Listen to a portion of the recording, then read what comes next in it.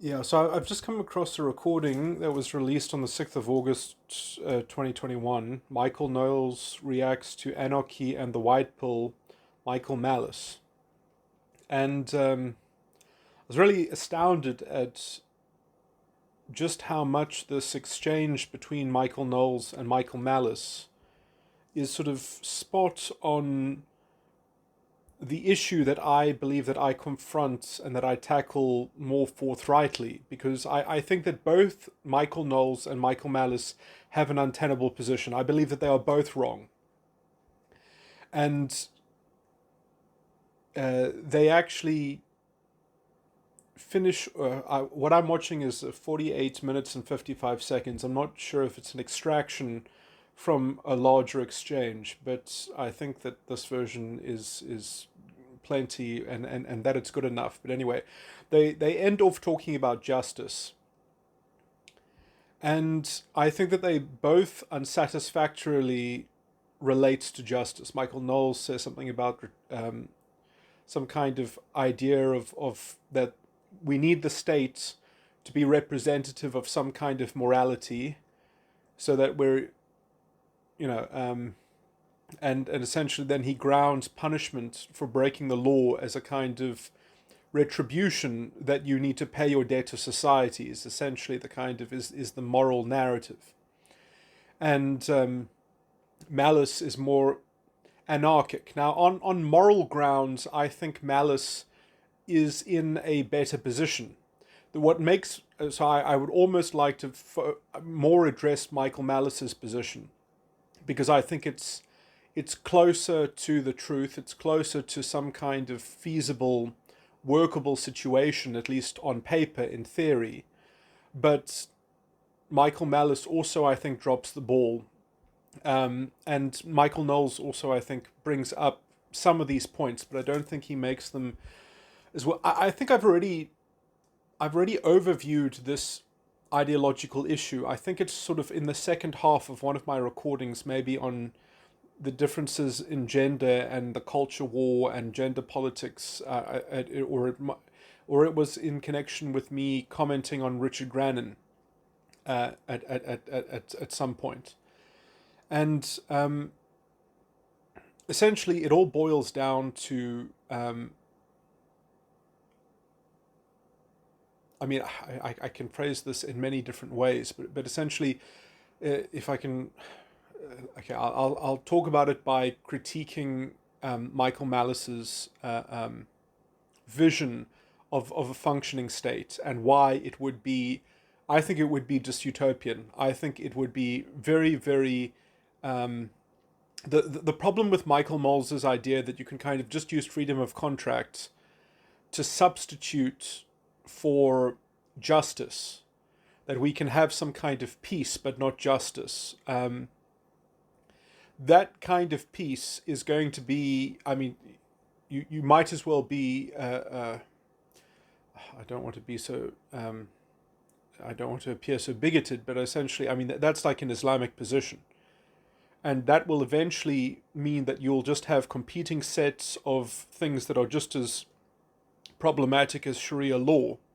Just you will somehow, I don't know, I mean, the whole, Michael Malice's whole vision of an anarchic situation is just a complete abortion when it comes down to justice.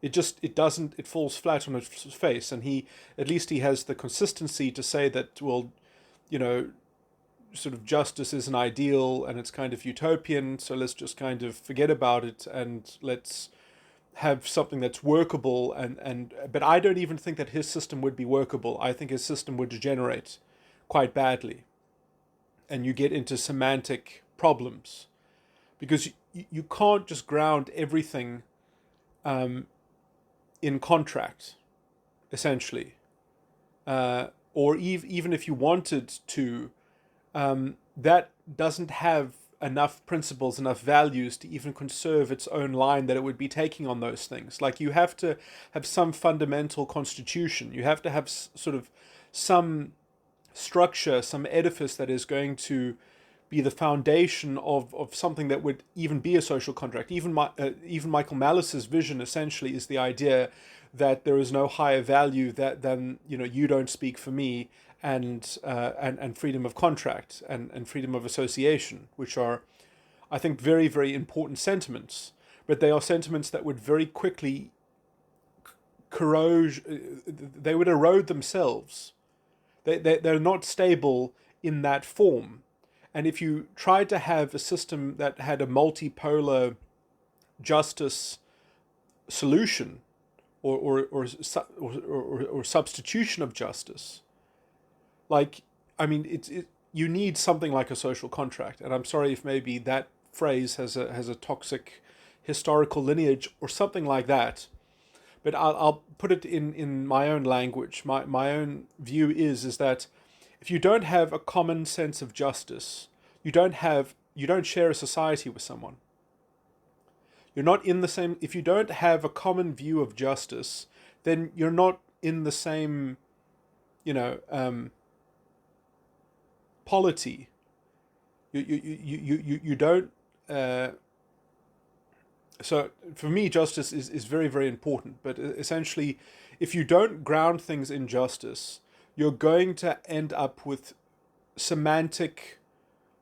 You're going to end up with a toxic kind of legal positivism where people will just say, well, that's the rule, and we just have to follow the rule because that was what was contracted to. Like, that doesn't even, it's not sustainable. It's not enough to be the only thing that actually holds things together and makes them sustainable is if you have the rule of law and not the rule of man. Which means that you put out criteria forthrightly and everyone knows what that means. And you've got enough jurisprudence, or you've got enough values and principles in the structure of the jurisprudence that it can be derived what that means. And otherwise, it can be void for vagueness. And then you can say, well, yes, technically they contracted to something, but it's not really a binding contract because it's void for vagueness. It didn't mean anything. It's not binding or something like that. And that does require a context, does require the context of something like justice and the context of something like a social contract, at least. And that's why we must have a common social contract or a common view of justice. Otherwise, civilization it's a necessary, it's a requisite requirement. It's a necessary condition. And so the real problem is that as soon as you get into tolerating the rule of man, you're going to get paradoxes, you're going to get hypocrisy, you're going to get toxic corruption that is going to fester from that moral nebulousness, essentially.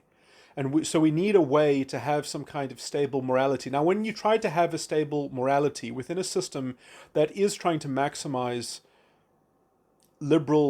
classical liberal freedom of association, and the light to liberty and pursue happiness in your own, freedom of conscience and all those sorts of things, there has to be some kind of reciprocity. There has to be some kind of obligation. And the idea that sort of Michael Malice is going to decentralize this down to the individual and that everyone will, within their own moral computing, decide what subscription they're going to, what protection racket, because I don't even know how a decentralized justice system would work. Arbitration is one thing. When both parties can agree on the arbitrator.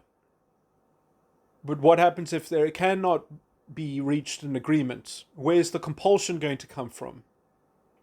Or if there is a fundamental schism or conflict, what you're going to have a might makes right. How is that going to be mediated? You have to have a social contract at some level to settle these things. And there is some value into decentralizing this because that does expect, let's say, a higher fidelity, a higher integrity on the level of the individual. But a lot of these things are very intellectual or very esoteric and sophisticated. You can't expect everyone to be like a jurist, although I would like that. I think that that's also possible, if we have more of a kind of dynamic education, a more, moral-based and sophisticated intellectualism that's put into that we start teaching people about critical thinking, because I don't think that you can necessarily teach people to do anything like that. You can't teach people to be free. You can teach them about it, I guess, and you can kind of show them the plethora of possibility, within this. But the problem is that even Michael Malice says himself that what do you do with people who are essentially are malcontents, or sort of misanthropic, or dangerous, essentially, that it's not for want of some kind of moral enlightenment, it's that they actually have a kind of you need some kind of compulsive edge within a structure that at least has some kind of integrity and confidence in its own integrity. And yeah, so I do think that there's a philosophical grounding problem in Michael Malice's idea that you can just kind of have an economy of justice or something like that, or some kind of economy of choices, or it's completely unfeasible, as far as I can tell, and it's actually going to create. I mean, he can call it like the best compromise that you can get, like the best consolation prize, because nothing is perfect, that you'll end up generating something that's much more organic and much more humanistic, or something like that, which is why I would call him something like, in this analogy, he's like an Islamist. The idea is that, well, whatever decentralized mechanism we can get to do it through is going to be like the optimum that human beings can sustain. My argument is that it's actually not sustainable. Now, I actually have... Look. Now let me say that Michael Malice is certainly more correct than Michael Knowles is. And I'm going to address Michael Knowles' position, but first let me now sort of agree with Michael Malice and what he's got right, because I've kind of stepped over that as well. I think it is actually correct to divorce morality from the state. I don't want the state to be dissolved. I want the state to have a limited purview, a limited government, but I think that we should put in structures against the state that kind of divorce it from having a kind of morality or moral authority. Sorry, this is going to... I'm sort of bumbling through this. Let me just read a comment that I left on this recording. So I said, my particular view is a form of moral anarchism, divorcing the state from morality and putting it into a very rigid cage of small government, using only certain technocratic levers that it is allowed to decide over, and then to also empower the individual citizen to litigate against the state with recourse to a set of robust rights and values which promote the spirit of anarchism, but within the semblance of a statist framework. So the idea is that the individual citizen has just as much standing to argue about the legitimacy of a law as the state has to defend it, essentially. That the justice system forces a kind of... that there isn't this kind of automatic rule of a kind of majoritarian mandate, at least when it comes to rights of the individual. Now, this is a very rough overview, but I believe this is the only way to stabilize the rule of law and the concept of justice in a way that does not permit for moral corruption to then be used as disguise and cover for dishonesty and dangerous forms of moral reductionism. So yeah, that's kind of it in a nutshell, but it gets into very complicated issues as to why this is necessary. This would supplicate the state to the idea that the citizen is the sovereign, that the people are sovereign in their individual right to freedom of association, and that you can't sort of collectivize a moral tyranny that is just merely justified because it has a democratic mandate. And so I think that this system, this structure that I've just described, is the only way to have a sustainable anarchism that isn't going to just cycle itself into, because there is always need to have a coherent structure, and I believe that Michael Malice's structure will be overtly incoherent. Like the idea that you're going to have decentralized justice is such. I mean, just even conceptually, it's just atrocious. It's a kind of it's a lowest common denominator, free for all, waiting to happen for someone to invent rules which some people will be able to abuse and other people will be able to use as a kind of form of social manipulation as well, like the kinds of ways to mess with the letter of the law, as it were.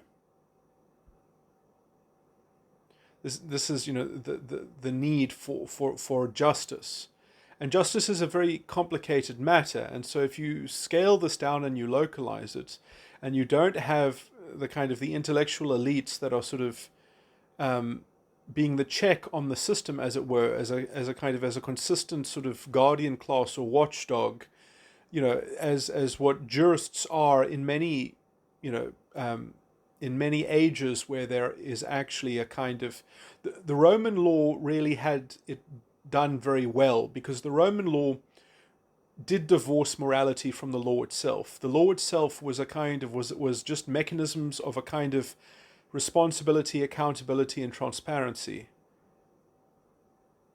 And that's why the rule of law is so important, not for it to be corrupted or displaced by the rule of man. And so that's the basic problem with Michael Malice's vision of a so-called peace system, where peace is elevated above justice. Now,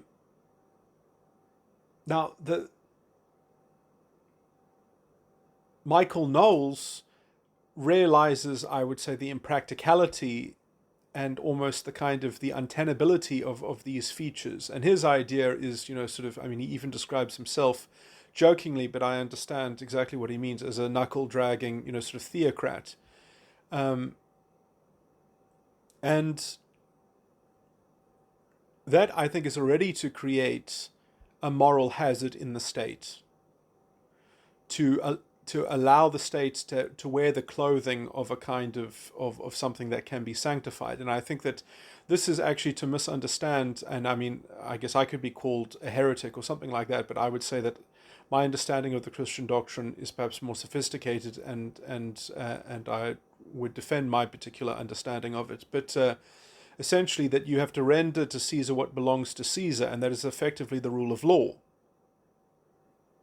And don't think that just because, well, your guys are the moral paragons of virtue, and therefore they're allowed to institute. That's how we get into this corruption in the first place. Is then we're on second order.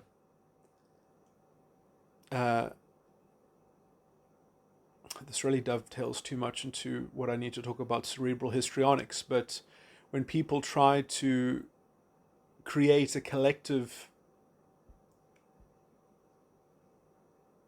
objective moral narrative, and then they try to impose it because it's the right standard, it's the right moral standard, and so you're using a kind of collective morality to substitute for and this is the thing, is that this is why I call for a kind of moral anarchism, is because then we would refine the individual and we would tackle problems at the right level,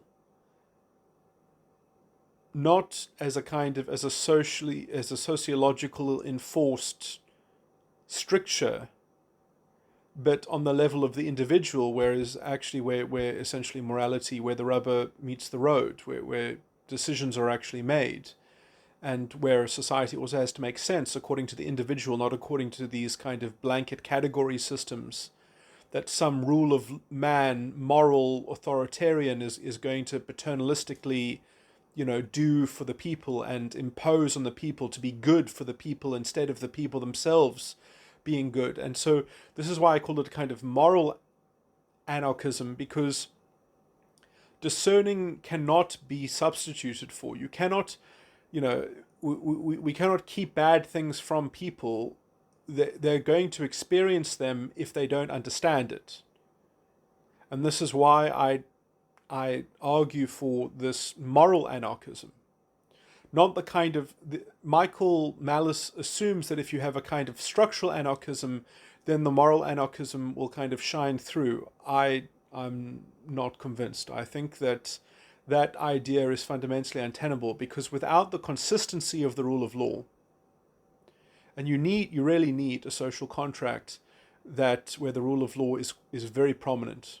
And America does not have the rule of law. It has not had the rule of law for over 300 years. It's in fact, their whole governmental structure is antithetical to the rule of law. They call it. They've never had a real justice system. Their justice is so embedded in their democratic structure. It's the rule of man. The substantive law in America is trial and error. It gets invented by their sort of legislative bodies. You need justice to be etched into the republic, not defined by the democracy. And I would say that Michael Malice has inherited this bias, if I could say that. And I think that that's the only part of the story where his whole thesis really falls down quite badly. But I mean, maybe he's aware of my argument. I mean, he says that a lot of people are very obsessed about the word justice, and he isn't, essentially. And I think that he doesn't realize the paradoxes, the inherent schismatic, but also the kind of self-deception and cognitive dissonance, which is going to rear its ugly head in his idea of a system, is going to be completely unworkable. That on some level it's going to tend towards some either kind of lowest common denominator totalitarianism on some kind of semantic structural level. He talks about the ballast of society. Don't worry about their opinions, because they will change every 20 years to whatever new fad and stupid idea there is. And he wants a decentralized justice system in a society that has this kind of feature in it. I mean, it's to me, this is there's even already a level of sort of cognitive dissonance in that. If you try to lose the word justice, look, and I mean, I'm not even saying that such a legal system that I propose is going to be is not going to be divine justice. It's going to be the justice that man requires, just so that it can see a reflection of itself in that looking glass. That if you don't have the rule of law, you can lie to yourself. You can get away with so much confabulation, cognitive dissonance, and dishonesty. And this is one of the structures in which, I mean, this is the perennial evil of the human condition. And you are ushering in a whole replay of sordid, tumultuous, sort of cultural cycles and historical, ideological, sort of things. If you don't even, if you're not sensitive to these kinds of concerns that I'm raising, but And I mean, this really is similar to the problem with the Ivy League stuff. I mean, this is why academia has gotten so poisonous and toxic and stupid, is because they had bad values, they had bad principles, they just had kind of uh,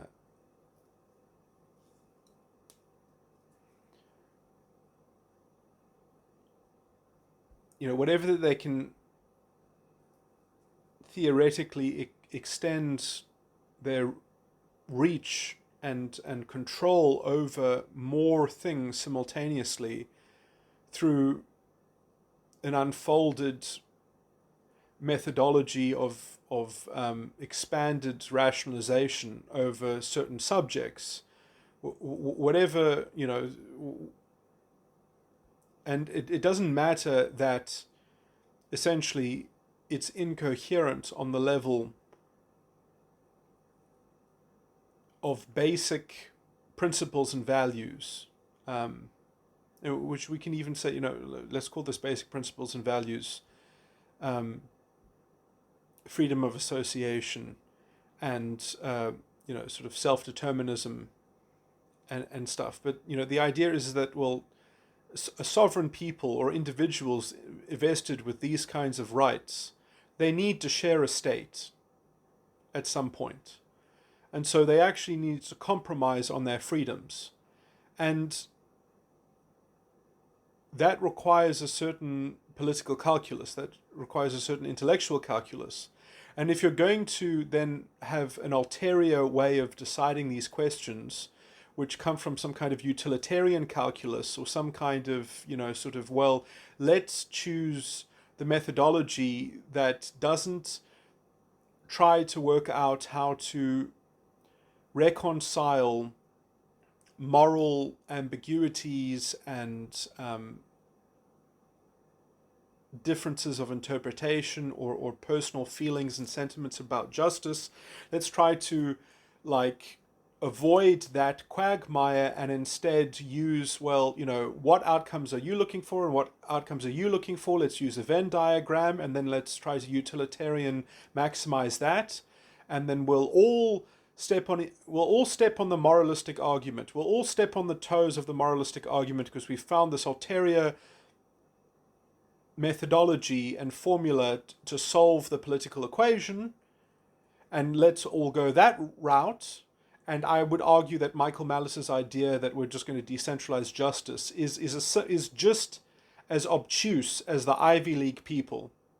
It's just as toxic as well. It has just as much of an innate tendency towards its own unsustainable reproduction of itself. It's going to be incoherent. But it's going to, I guess, bumble along in some form, and then perhaps even after it's bumbled along for long enough, it's going to take stock of itself and say, okay, well, we can see that we have these recurring themes within our tumultuous, sort of problem-solving escapades and adventures, and then let's make a third structural conciliation of what's been going on here, and then we'll manage that third model. So we've got we're 2 orders of magnitude of bad faith removed from the original problem of not confronting the real challenge and solving the real challenge of justice. We've got these obtuse measures now and these obtuse metrics that are twice removed, and we're just going to try to maximize that. And Michael Malice would, I guess, be a much more benevolent overlord, because his idea is that it's just going to be completely decentralized, but we'll all have to be completely enslaved by the aphorisms or by the maxim, you don't speak for me. So every time someone seems to be bringing up the justice issue, someone will disrupt, someone will say, shut up, we don't want to hear this anymore, we don't want to hear these intellectual things, you don't speak for me, you don't speak for me, and where does that get you? Where does that get you? And then other people will also be shouting, you don't speak for me, when they get hauled up in front of the Inquisition or in front of the witch trial or something like that. And then they'll say, you don't speak for me, I want a different system. And then they'll say, well, you are outnumbered here, buddy, it doesn't matter. the idea that no. I mean, what we want is moral anarchism, and we want it structured in such a way that it's sustainable, so that people actually grow up and they learn discerning. And I had okay, so I hope people followed that. It is a bit of a convoluted or sophisticated, sort of analysis, but I also had another point which sort of dovetailed onto this, which was that I think I'm going to mess up this point, but it was something like um,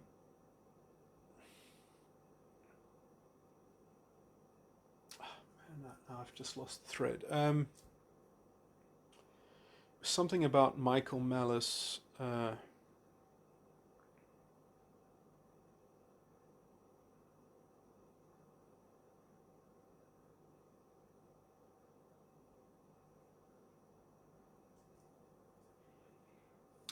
I've just gone completely blank on it. It was a moral kind of.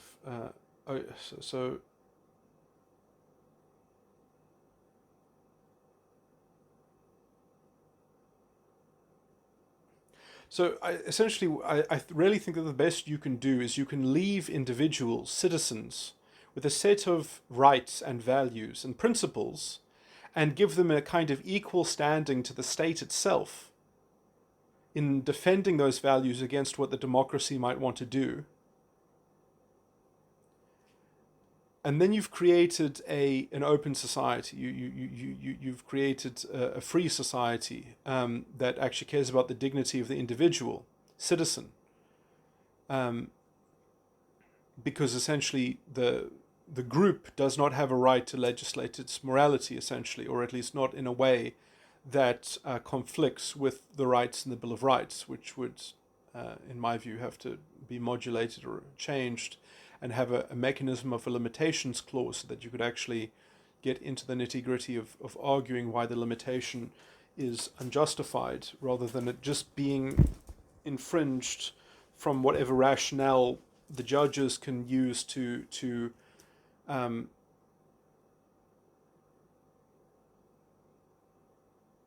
to be on the side of the Leviathan of the state. But oh man, what was this other point? Uh, but yeah, it was something, just the idea that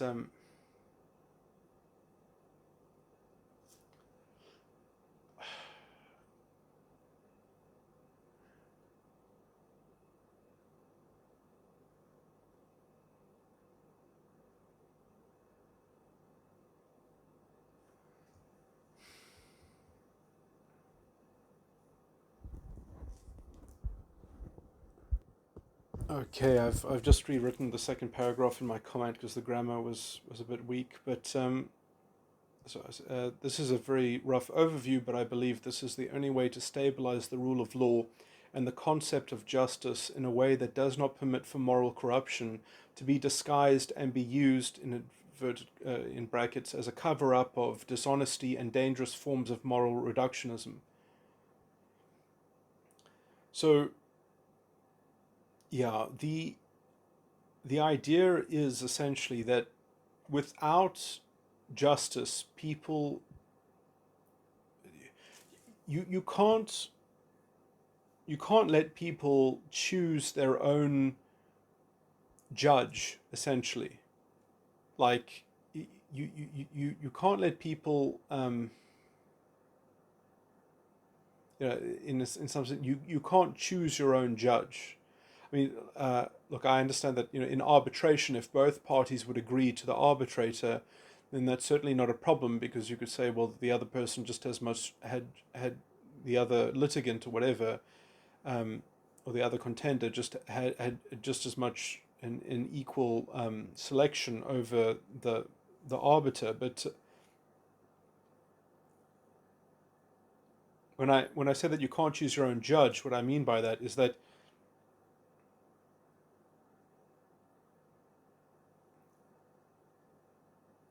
justice can't be a fiat. And what I was trying to say about that, my system here is not like divine justice or perfect justice. It's just about essentially guarantees of a certain level of self-consistency, or a certain level of accountability for one's own decisions. And the idea that, like, if we that has to be a common standard. That has to be a standard that is equally applied, equality before the law, as they say. And so, the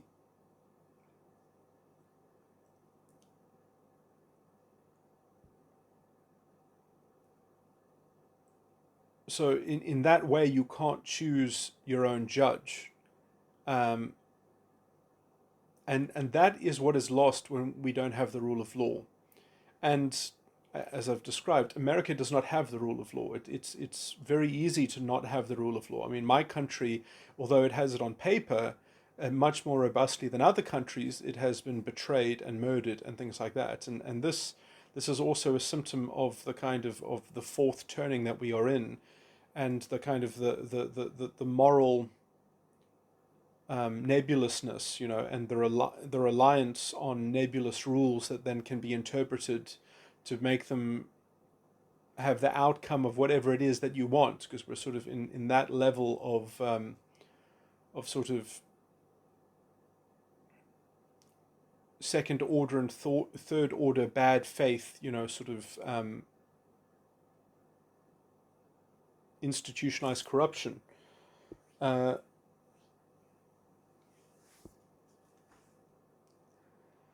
So my idea here is that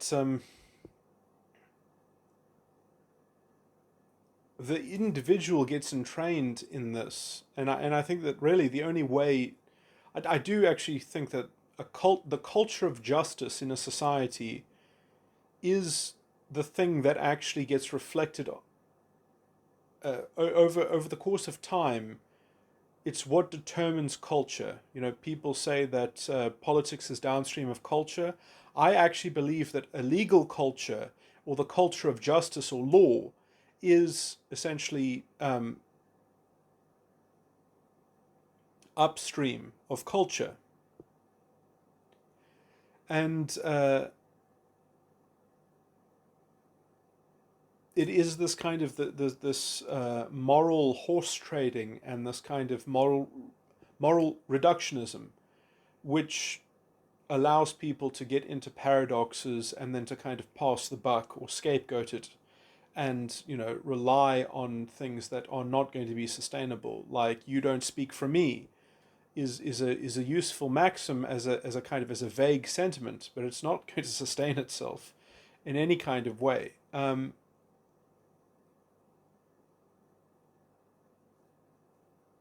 What is it? Well, I don't speak for me. The me that contracted with you 10 years ago doesn't speak for me anymore. What happens if I utter that statement? I mean, there is a legal concept of repudiation or revocation. You can revoke your own contract, and then the question of penalties arises, or the kind of the negligent or willful harm that has that now your legal action of revocation has caused. These things require some kind of social contract. They require some kind of context. Now, I understand that, like, the rule of law and certain rights and morals and principles will give you some protection. They won't give you perfect protection. They won't give you perfect justice. But within working out a self-consistent, coherent structure that can be used reliably to have the right sentiments, to have the right attitude when you are. I mean, a lot of people get into controversial scenarios and events and things that transpire in situations, and the law is not settled. But if they are animated by the right attitude and by, let's say, the spirit of responsibility that is found within a common idea of justice, which, Michael Malice even relies on this as almost the bedrock assumption of his vision of a society. But he somehow thinks that it's not going to be necessary to have this codified or to have a structure that actually respects this level of sophistication, that it could be supplemented for by just sort of, you don't speak for me. Okay, look, maybe I'm straw manning his position slightly, but I mean, the idea that you're going to have a decentralized justice system is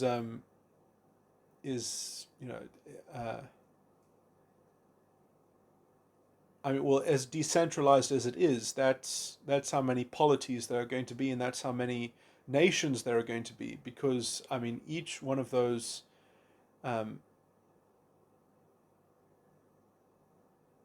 I mean, it is tough as well because you do really want experts litigating matters. You do really want very bright people, and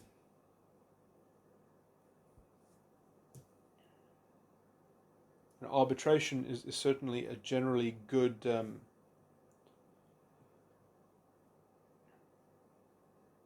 way to have a cheaper form of litigation. If both parties could opt out of perhaps the more formal structure. But anyway,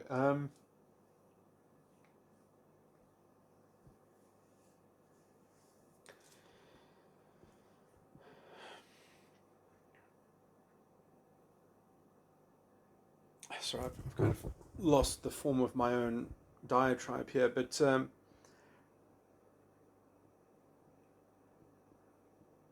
I think it's important to confront people on a structural level, on the level of the state, to show them that morality is not like a, and maybe it sounds like my position is paradoxical, but that essentially that morality is not promulgated by the state. It belongs to them, but that they have certain rights and duties. That they have a certain accountability to develop a kind of moral compass, and and that also has a kind of duties to other people, and there's no way to get around that. I mean, obviously, people that are actually serious about anarchism or whatever, but I think Michael Malice, I think Michael Knowles brings up this point quite astutely, that the idea that we have this sophisticated civilized culture, and is not just because like without it people would just rape each other or something like that, but because there is actually a port of call when you have a very complicated structural problem, that there is a kind of rigidity in the system that you can actually get an expert to render a judgment, and to actually construct a decision that is actually consistent or coherent. That without that backbone, who knows how badly things might devolve in society. I mean, the so that's not Michael Knowles probably even in his question kind of made that point much better than I just tried to make it explicitly, but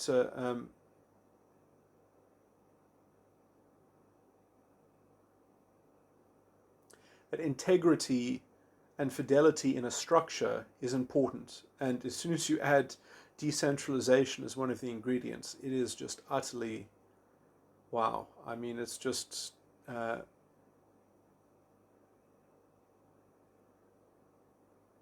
idea that in that kind of situation that you're not going to get some kind of lowest common denominator sort of narrative being constructed, that instead everyone is going to become like a kind of a perfect sophisticated moral anarchist instead of some kind of mob rule, is in terms of defining justice in very sloppy ways and very unstringent and unrigorous rules and metrics. Um,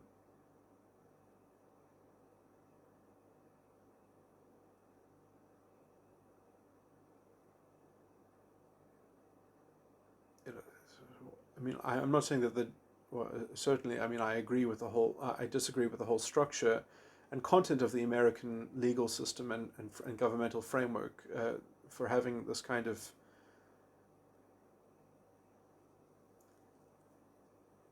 in some sense, it's not necessarily morally reductive, but it's permissive of a kind of moral reductionism.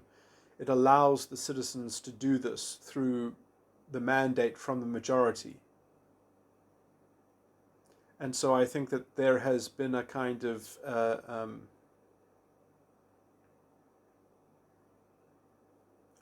commodification of the concept of justice as a kind of popular or populist, sort of fiat. Anyway, I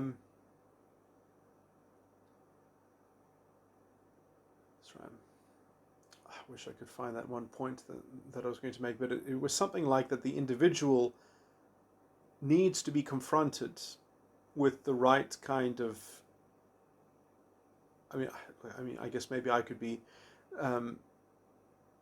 complained about as wanting to sort of socially engineer these things, but I believe that they should be engineered around the individual, so that the individual is confronted with a transparent, honest reflection of what society really means to the individual, and how one should choose then to interface, or how one should organically grow an interface with society by how the structures of society are presented to them. That's what I want to see maximized.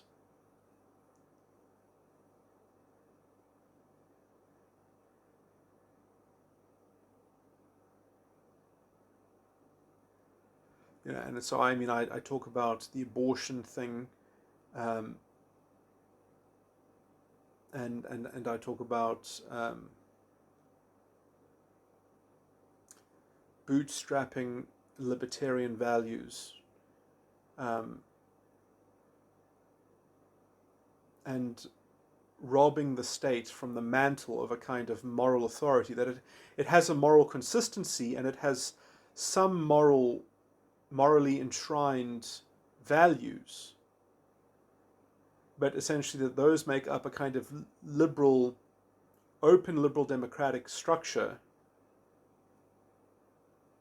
that imposes a kind of coherence and self-consistency, but does not try to coalesce around a kind of moral authority which it could never hope to hold for itself. And so, in that way, I'm completely on board with Michael Malice's, I think, correct sort of criticism of Michael Knowles's. Although, I don't think he criticized him so much on the nose, but just kind of, he didn't sort of conclude his remarks. But I think that Michael Malice shows the untenability of Michael Knowles's idea that that somehow the state needs to be a good representative of God, or needs to be a good model for the justice of God, or the authority that God has. I think that this must be rejected as wrong. It's half true. It's weirdly half true. Like, I half agree that we need to see the reflection of ourselves in the law, and God is also in the image of man, in the image of man's intellect. So we must see the dignity of the individual in the reflection of the law, and we must not be allowed to get into the moral narrative and convoluting. Things get very strange when you try to have collectivist moral impositions and a kind of that where it's a different moral calculus when you are creating when you're trying to create a public good. Like, let's just say you're trying to outlaw abortion, or you're trying to outlaw homelessness because you've got programs that you want to put in place that fixes problems. So you live in a city and you come across people that are destitute or that are very poor and hungry, and so you don't want to you don't want to see this, and you don't want to be responsible for it personally. You want your politics to solve the problem, so you want to vote for someone who says that they'll fix it for you. So you want to have a collectivist solution to the problem that is essentially at some point grounded in the human condition as well. And so you want to somehow collectivize and treat the human condition as a generalization that needs to be tended to or infantilized. There's a different moral calculus there, and it's very toxic and problematic. And so, but in some ways, you are doing that kind of horse trading with public policy. And, now that we've already given ourselves an appetite for that kind of use of public policy, we see the idea of there's a moral reductionism and a whole lot of very toxic assumptions that are built into that worldview. And you can use that kind of public policy. There's nothing wrong with using that kind of public policy, but you have to not let it, let's say, corrupt your moral sensibility, your sense of morality. And I mean, obviously, this is in the abortion thing, it really comes to an head because this is a real conflict between rights that are actually there is no one right is going to win and the other right is going to lose. The right to life versus the right to bodily autonomy. These rights are in a basic conflict to one another. And I actually think that this is a concession that needs to be made to the world, to the rule of law, that we actually have to bootstrap self-ownership and self-determinism above because we don't want a state-led society, because we don't want a society where the state defines morality, because then we've got a very toxic, immoral quagmire waiting to happen, so I think that if that concession is made, if we remove morality from the ambit of the state, that doesn't mean that it's not murder. It doesn't mean that it's not murder. But if we can make that distinction, then we can also have other nice things. We could end the drug war tomorrow because we could make all the drugs legal, because that doesn't make it not suicide, that if you can go and cheaply buy many kilograms of drugs or something like that. And then we can say the people that choose to do that, well, they have the right to do that, but it's not a good thing that they do that. It's an evil thing. It's a bad thing. Just because it's legal doesn't make it morally correct. You've divorced morality from the state. And so when you've got that kind of system up front, if you've got that kind of structure up front, then you can see very quickly the moral anarchy, the structure of moral anarchy, which then you as an individual would probably armor yourself against, or have to make strong realizations about these things, come into a discerning, because if you do not confront the anarchic discerning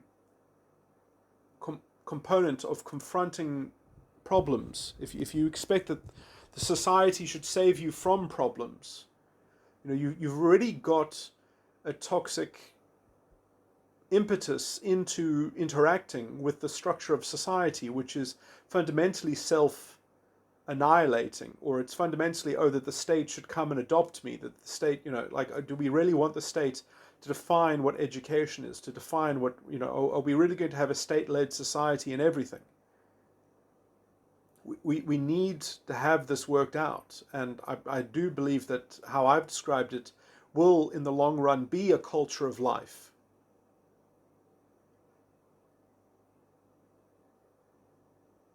Because it actually takes individual morality seriously, And if you want to stop abortion, you tackle it on the level of individual morality, on the level of education, on the level of moral edification and moral discussion, which actually becomes relevant because we don't expect the state to be the promulgator of the moral law, essentially, because the law is not moral. It might have some moral impetus, but there's no assumption that the state has some kind of moral foot in the door. And that we'll have cases where individuals stand up against the state and get certain policies be wiped out because they're bad infringements on individual rights. We need justice. And this is not God's justice. This is the rule of law that at least allows you to see the individual can see a reflection of its own intellect in itself, in the rule of law. Not the coddled, infantilized citizenry. So, yeah, my vision is of a kind of moral anarchism, which I think paradoxically requires a very stringent idea of what a workable version of justice is, even though it won't be a perfect justice. It won't complete everything, because the thing that completes, perfect justice is the individual choices and decision making and the individual morality. But that does not get, let's say, publicly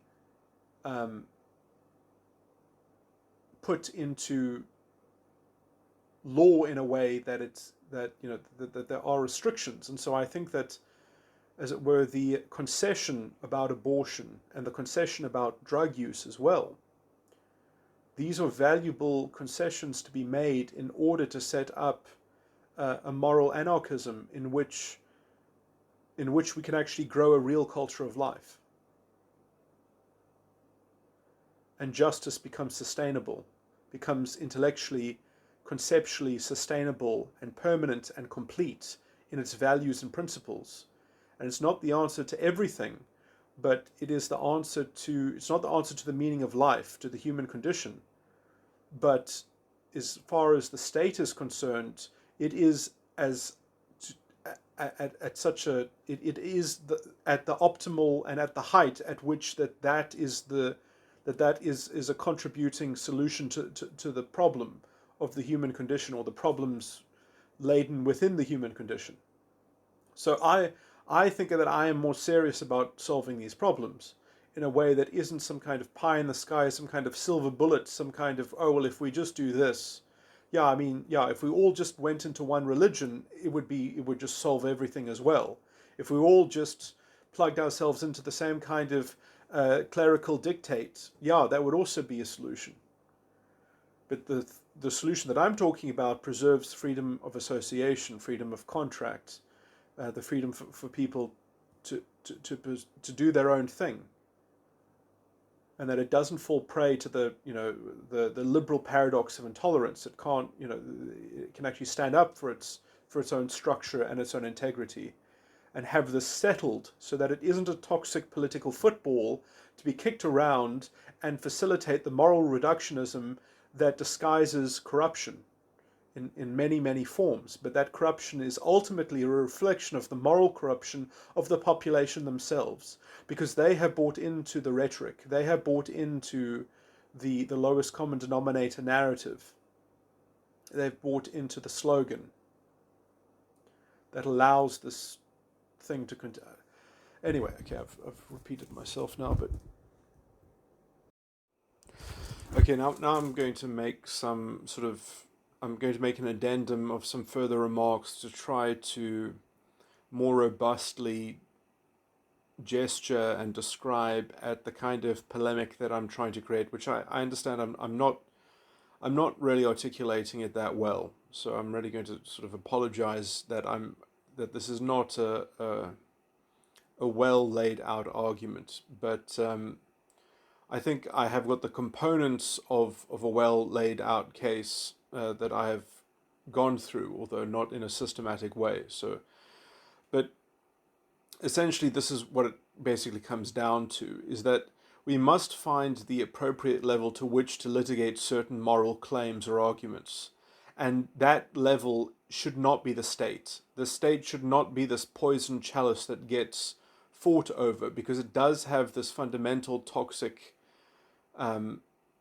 property to it when the rule of law is not properly enshrined. And I've tried to make the argument that America never had the rule of law, because the substantive law in America is not in principle complete. It's always in the process of being democratically repromulgated.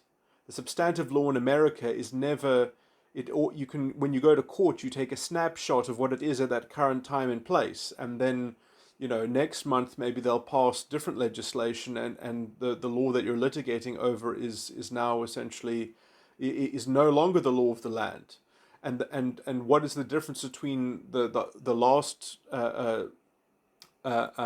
landscape of the law and the new landscape of the law? There's no thread of principle. There's no common chord of a kind of an undergirding structure. It's all just experimentation.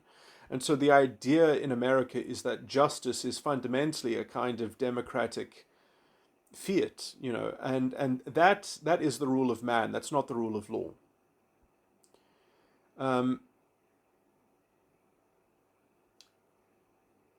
That the state therefore needs to have more circumspect boundaries and limitations on and ways of ensuring justice. And I would say that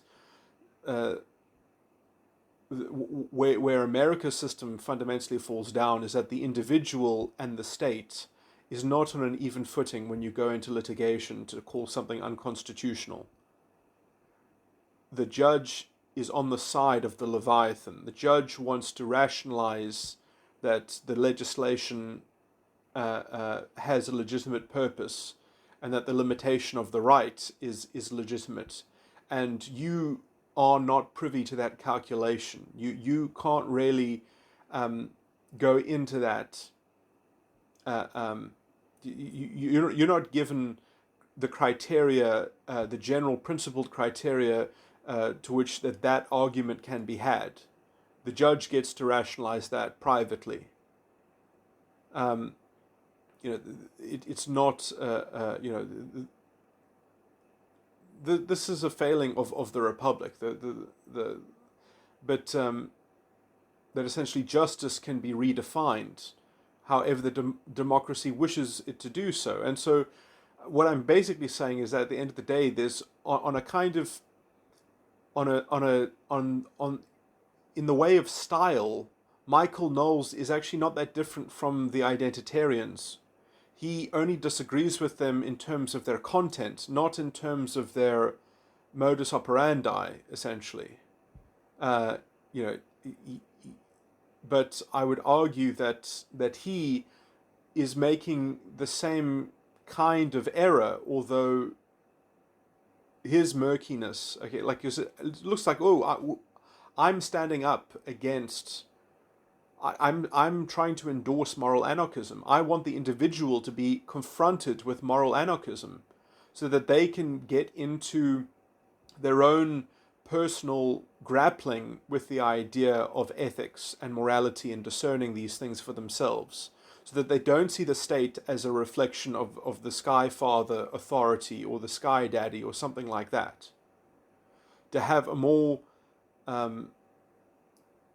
a structure, a system of government and a framework of justice, which does not claim to be a perfect justice, that claims to be a more circumspect, limited version of justice, but that it kind of confronts the individual, and it reveals to them transparently that this mechanism is not a godly mechanism, that this is that this is a mechanism that is meant to subdue man and the rule of man, and can be a reflection of the contents of a man's moral character, of the individual's character. So that's my endorsement for moral anarchism, is that we should try to have real justice, but not to have the perfect justice or the robust justice, famously the perfect is the enemy of the good, or do not make the perfect the enemy of the good. But and I feel like that's the kind of the error that Michael Knowles is making, but that also essentially he is trying to litigate solutions to certain problems at the wrong level, at the inappropriate level.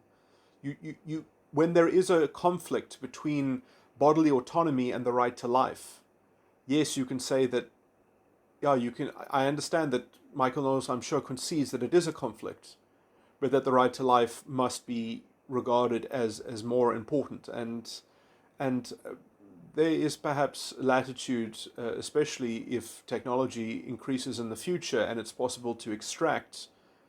If you have a machine that can safely extract a child in utero and can bring it to term and gestate it healthily, then it's going to be like this whole calculus is going to be different.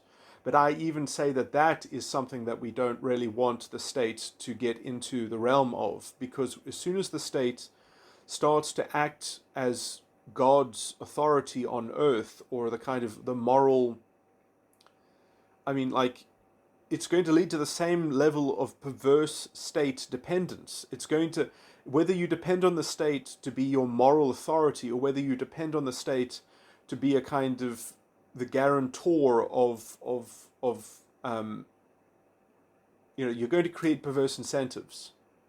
And I think that the way to mitigate creating perverse incentives is through essentially private charity, and obviously the state can do things to promote public good. There's nothing stopping the state from saying, okay, well, we want to levy a progressive tax, and we want to do good things for people, and we want to help them. But then that must be part of the political discourse and political discussion in a structure that is already regarded as having a kind of moral anarchism. And if the state oversteps its boundaries, and the individual can say, look, you are actually taking too much from me in order to supposedly help somebody else, and you're actually not even doing that well, that your program is actually, a kind of is a sinkhole, and it's actually, you're destroying too much liberty. And in some sense, the check on that is also democracy. But that in certain ways in which, let's just say that the government wants to come in and impose eminent domain and say, well, we need to give to people who have not, and you have too much, so we want to expropriate your land, or something like that. Well, you can say, well, if people need land, and then you can expropriate from me, but then you at least have to pay the market rate for what the land costs. You can't have it for nothing. You can't just, so if the government wants to do these things, they can't just be Robin Hood. They can't just steal from people. They have to actually, they might be able to coerce the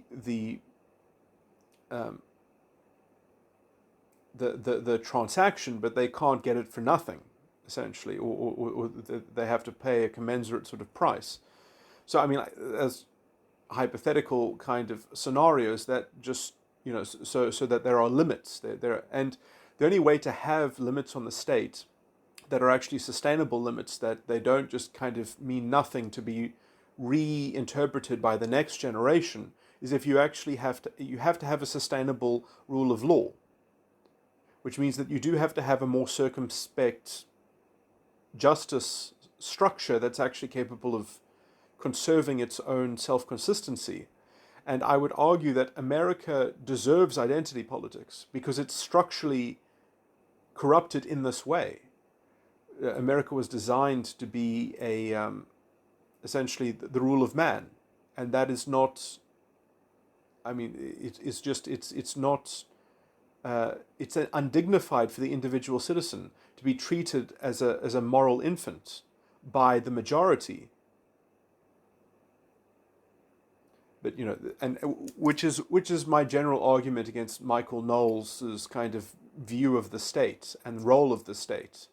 And in some sense, he does infer, as Michael Malice, I think, correctly diagnoses, that essentially that he is trying to project the authority of God onto the state. and I do think that this is an evil thing. I think that spiritually and scripturally that this is actually problematic. Now, I don't hold Michael Knowles into any deep contempt of this, because this is quite maybe an esoteric point, but I think this is the distinction between the priest and the deacon. The deacon needs to be able to minister to people in the world, not as if they are already the sheep in the flock, in the congregation, in the communion. Citizens aren't, sort of believers waiting to happen. They are choosers. They are, and I think that we actually need to unconvolute the moral issues of the world, because as soon as you kind of scale up morality, you end up creating moral hazards, and you end up perverting the moral calculus into such a way that you get into an emergent, compromised moral calculus that is removed, that has a kind of second order way of morally fudging and justifying the trouncing of the rule of law. And so because I do think that the rule of law is not a reflection of God, it is a reflection of our own moral character, and that's what we need. We need to actually see we need to be confronted with moral anarchism, so that we can actually spiritually be in a place of decision, in a place of choosing our character. And a system that creates this poison chalice to be fought over, this poison chalice of moral authority that the state has given this role, is an ungodly structure. And I don't want to be too mean about the American system, because it certainly has its charm, and certainly has even the history of it has led to so many great things. And it's certainly a historical contribution to humanity. We can say all of these things, but at some point we have to identify what I have described in other recordings as the Napoleonic corruption, which it is certainly prone to. And we have to be slightly more principled at understanding the necessity of having justice in the state, but not a perfect justice, not a justice that is comprehensive. A justice that is comprehensive enough to be a reflection to the contents of man's own thinking, of the individual's own thinking. Because how do people that want to consider themselves a sovereign people, how do they share a state?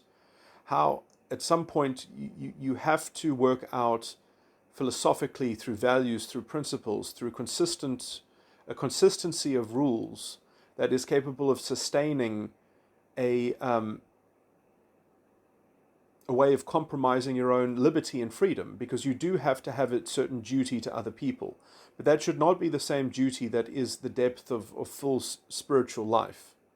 You cannot expect the state to enforce the depth of spiritual life onto people. And therefore, it must be more circumspect. And we must promulgate morality and moral claims and moral arguments in their appropriate level of address. That we can't say, no, the state is going to force you to have a child that you don't want to have, and then you're going to continue your whole life blaming the state and passing the buck. And yes, or is that less evil than murder? And I am promoting that murder should go unpunished, but I'm not promoting that murder should not be considered murder. That this classification of murder, or this case of murder, should not be policed by the state. It needs to be policed by something else, because the conflict between bodily autonomy just hits too close to home in terms of the philosophical necessity of bootstrapping a liberal democratic society. And I understand that, yes, the founding fathers would have found this calculus that I am speaking of to be perhaps abhorrent, or I don't know, or perhaps too esoteric. or perhaps just too stuck to a kind of dogmatic set of stricture, just because essentially this settles the debate around the state. This settles, this removes, if you set up a structure the way that I'm describing it, it doesn't, like you can't play football with these issues anymore, and you can't use it to convolute and to hoodwink people and to pull the wool over people's eyes and to make moral grandstanding claims and things like that, because then when people do that, you can just say, well, let's actually look at what this policy, what the effects are on the ground, because we don't expect that the state is a moral paragon in some sense, that it's there to promote the public good, and it can use whatever calculus it wants, or whatever utilitarian maximization it wants to do. But there is actually a moral paradigm that individuals can use when they litigate against the state, and that is vested in essentially freedom of contract and freedom of association and in freedom of conscience. And the state does not get to represent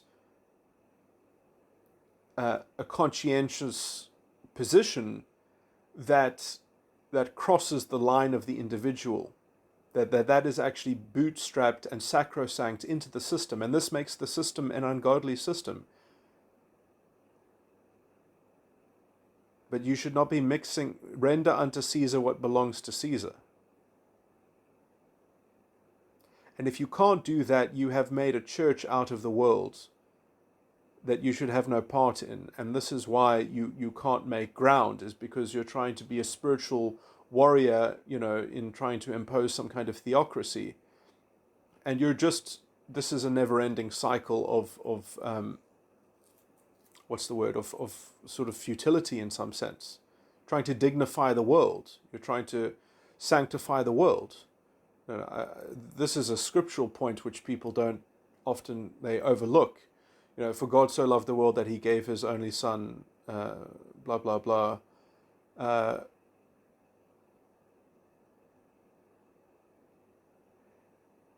For God so loved the world. How did he love it so? He loved it so that he gave his only son to die for the sins of the world. Now, first of all, I think that if you believe in vicarious redemption, you're not going to understand any word of this correctly. Jesus Christ is the name of your true mind, the true condition of the mind that understands God and that understands the will of God. That is Jesus Christ. And that has to crucify itself for the sins of the world. There's no vicarious redemption. You have to do it. The full stature of the Christ is okay. So let's get that far. And so God so loved the world that he gave his only son. And you know what it says further on? It says, and the world cannot receive it. That yes, you have to be crucified for the sins of the world. But the world cannot receive it. You still have to give it. The gift of the Son of God. You give this forgiveness, but the world does not receive the forgiveness.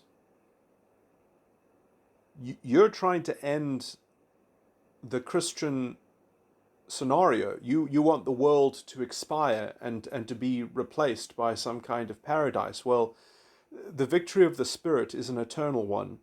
It's the kingdom of God comes not with observation. The kingdom of God is within. The overcoming of the world, the victory over the world, this is the promise of victory. It's not the promise of ending the battle. Okay, there might be some speak in Revelations of a new earth and a new heaven, and it doesn't speak anything of the world, but it doesn't also say that the world disappears. And there is a difference in many things. There's a difference between the multitudes and the little flock. there is a division, and these divisions, they must be respected, and render unto Caesar what belongs to Caesar. And the deacon tells you this. The priest doesn't tell you this. The deacon tells you this. Because when you don't have sound doctrine, and you've got confusions in your mind, and you've got a lot of strange narratives and things like that, that you're part of the sea of the world and you're part of the ebb and the flow, it's anyway, this somewhat mirrors some of the themes that I brought up before, and I'm just trying to sort of cap it off as showing the need of moral anarchism in the world. That is the proper understanding of what the world is. And to try to shield people from moral anarchism, shield them from moral anarchism, to save them from it. If you try to save your life, you're the ones who are going to lose it, essentially. And I mean, look, I understand that people can say, well, I'm just twisting the doctrine, and I'm just trotting out a whole lot of things that I haven't made perhaps the full case for. But that is the picture of my alternative, essentially. And it is quite a radical difference.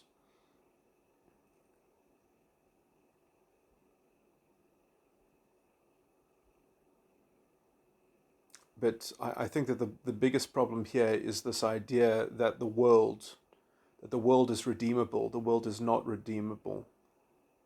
You can take people out of the world, but the world as a category is not going to disappear. The spirit of man is going to continue, because that is what produces the Son of Man.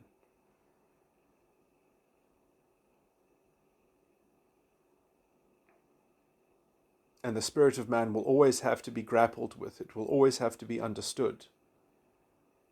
And so the world, similarly, we must have an education in.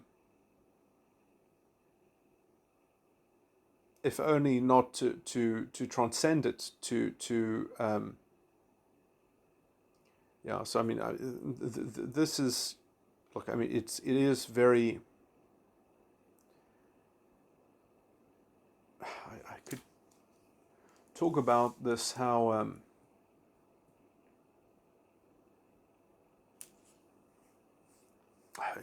this kind of dovetails to other more complicated issues, but I don't want to have a very long, exotic recording here, so let me just leave that there.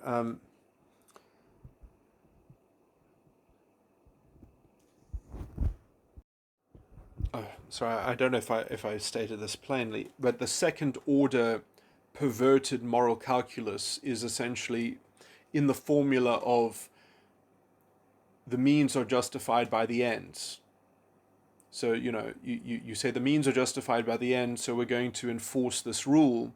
Never mind that there's a moral argument to be had. And it's a moral argument that's quite touchy, because it reaches quite deep down to, let's say, the liberal philosophical predicate that the whole society needs to be well oiled and transparent about its functioning, because otherwise justice can't be grounded sustainably. That if you don't have sacrosanct, sort of liberal democratic values, sort of British political liberalism, if you don't have those entrenched in sort of secular principles and values and beliefs, you're not going to have justice that's capable of definitionally conserving itself. And so for the necessity of justice, for having a secular, sustainable justice that can also separate morality from the state, which I think is also an imperative. Because as soon as you mix these two things, it's an unholy mix. That's my general claim. It's actually dangerous. And I think that's the thing that where I agree with Michael Malice is, but we probably, I don't think he doesn't have a precise enough diagnosis of this corruption. And he, in his solution and his vision of his solution, will actually, I think, lead to a reproduction of this corruption in maybe another form. It'll just emerge in a new guise. And I think that the state is a necessary piece of the true solution to this perennial quagmire, or sort of pitfall. So the only way to solve this problem is to embrace something like a state, have a stable, common view of justice, and once that is all settled, then I think that people would have the freedom and would be able to go and create their own decentralized legal system on top of that. I mean, there's no reason why you would ever have to walk into a court case, so long as all the parties agreed that this arbitration mechanism was superior, and then they would all submit themselves to the arbitration mechanism. But you need a default system. You need if there can't be that kind of agreement as to who would arbitrate, you need to have a default that the situation gets treated to. That's the structure. I mean, that's where Michael Knowles is correct against Michael Malice, that there is a backbone structure undergirding all these things that is required. And I just think that it is also basically problematic to confuse that with the moral authority of God, although there is even in my own thinking on this, there is a parallel here, but it's not with God, it's with ourselves. It is a reckoning with ourselves, with us as a spiritual container, and we need to try the spirits whether they are of God, discern the spirits, and we won't do that until we're confronted with a kind of moral anarchism, and that is why I promote a state. I promote the model of a state that has structured into it a kind of moral anarchism, and that is grounded in basically a British political liberalism, but is grounded in such a way so that the individual doesn't then have to worry about the state using its morally murky disguise of moral authority to perpetrate corruption, which is the situation that we currently sit with. So I believe that intellectually this is the solution to all of our ills. It doesn't directly fix the problem, but it makes the problem visible, and it makes it relatable, it makes it confrontable, it makes it so that we can actually make progress at the level at which that these things need to be made progress on. We need to stop trying to solve for issues at the wrong level of imposition, or the wrong level of treatment, or we're trying to solve the human condition with the state. No.